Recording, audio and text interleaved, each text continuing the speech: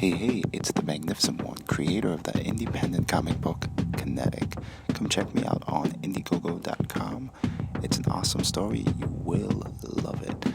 So, today, what I want to do is discuss a few ways you can make your artwork look a lot more dynamic and kind of pop without necessarily having to improve skill or spend hours and hours to gain experience. So, I'm going to look at 5 of those things that you can do just right away without doing anything too crazy. And let's begin. So, number 1, the first thing that you can actually do is to simply add layers to your artwork. So what I mean by that is, if you look at this picture here, this is by, I believe it's Jack Kirby, but there is a picture in the foreground, and then there's a lot of stuff going on kind of in the midground, and then if you look behind that, all the way in the far background, there's a lot of little details as well. So those added layers kind of give a three-dimensional feel to the picture. It draws you in. So this picture here is by Jim Steranko, and I'm using Jim Steranko because he was really kind of the master of this. So he would have multiple layers, not just a front ground, a mid ground, and a background, but he'd have many layers. For example, here's a picture. You see the pipe is kind of layer 1, then there's the prison guard, layer 2, the prisoner, layer 3, the stairs in the background, layer 4, the wall, layer 5, and then in the background there's also multiple layers of prisoners standing on the stairwells and the structures as well, giving 5, 6, 7 layers there. Makes it a lot more dynamic.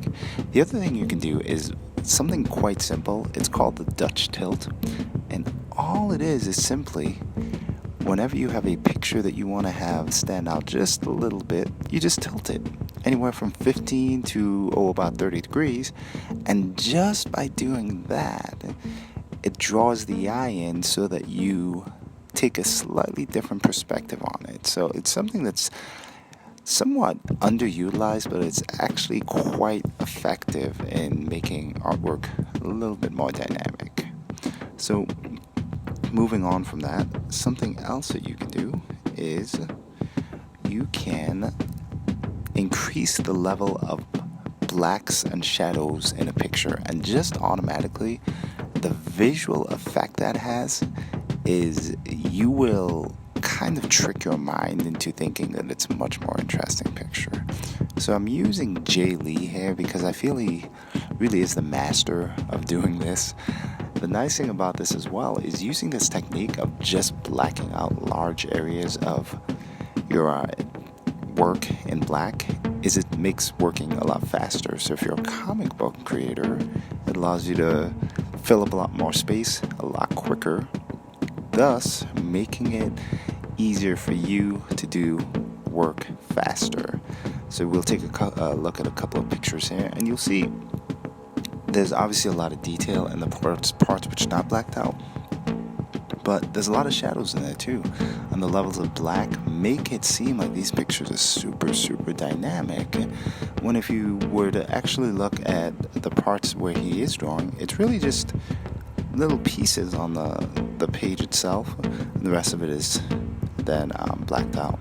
So the next way you can make artwork a little more dynamic is to do the comic creator's favorite technique in the world, and that's called foreshortening. And in this picture, this is something I drew a little while ago. You'll see, for example, that the monster here has a body that's drawn in perspective, but a little bit of what I call extreme perspective. So his left claw, is a lot larger and a lot closer to the viewer than the rest of his body. You know, obviously his claw is not the size of his body, but the way it's drawn, you see the representation of it here. A great example of this here is this Hulk picture. So the Hulk, as he runs towards you, you see this gigantic fist that's about a third of his body. So, and that's what foreshortening is. It's just basically bringing one piece of an object way close into the camera, so it's kind of warped into a way that makes it much more dynamic. And this is a picture I drew of Silkworm from the Jawbreakers series, and I've got his guns kind of sticking out much closer to the camera than it's an exaggerated form of perspective. Essentially, here's a drawing I did of Spider-Man, and instead of just using the hands, I love this because it's the webbing, so you can see how the webbing kind of comes really close to the camera, and you see the hand kind of also has a lot of foreshortening as well, and then you see the other piece of webbing get close to the camera as well. This definitely makes things pop. So you want to include a lot of foreshortening whenever you do a comic book, just because it'll make things stand out. Now, finally we have what I call variety of panels. And you'll see here, these are a couple of different pictures. The one on the right's somewhat well known because it's Todd McFarlane, but essentially in all three of these pages, it's not necessarily the same viewpoint. So what they're doing is they're switching up angles, they're switching up the lighting, they're switching up the amount of people in each panel, and they're also looking at just angles. At some points they're what they call flat angles, which is a front angle, and then at other points you've got a top level angle, and you switch things around. So here's a couple of ways you can look at that. So number one, what I just mentioned, whenever you do a panel, you want to try and switch the angle a little bit, and then also the viewpoint. So that means top angles, top viewpoints, maybe some from the side, some from the bottom.